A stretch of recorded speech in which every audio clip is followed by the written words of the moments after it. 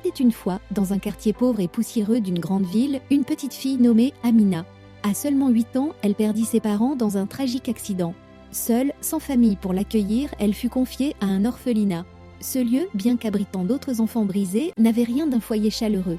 Amina y apprit très vite que pour survivre, il fallait être forte. Dans cet environnement hostile, où les vices rôdaient à chaque coin de rue, Amina développa une résilience hors du commun. Elle refusait de laisser la pauvreté dicter son destin. Lorsqu'elle atteignit l'âge de 14 ans, elle quitta l'orphelinat, emportant avec elle un vieux sac contenant ses quelques possessions et une détermination farouche de s'en sortir.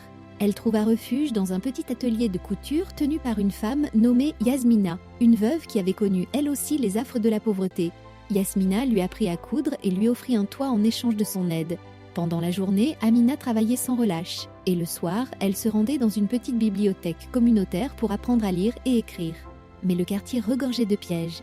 La drogue, les gangs et l'argent facile tentaient de même les plus vaillants.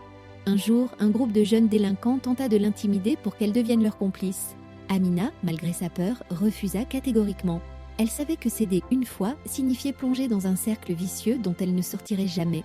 À force de persévérance, Amina se fit remarquer par une association locale qui soutenait les jeunes en difficulté. Elle reçut une bourse pour suivre des cours de gestion d'entreprise. Cela marqua un tournant dans sa vie. À 20 ans, Amina créa son propre atelier de couture. Ce n'était qu'une petite pièce au départ, avec une vieille machine à coudre et quelques morceaux de tissu, mais elle y mit tout son cœur.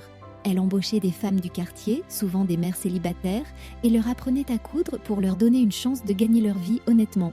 Son entreprise, baptisée Les Mains d'Espoir, devint rapidement un symbole d'espoir dans le quartier. Grâce à ses efforts, de nombreuses femmes purent sortir de la précarité. Amina continua d'investir dans l'éducation, offrant des ateliers gratuits pour enseigner aux jeunes les bases de la couture et de la gestion.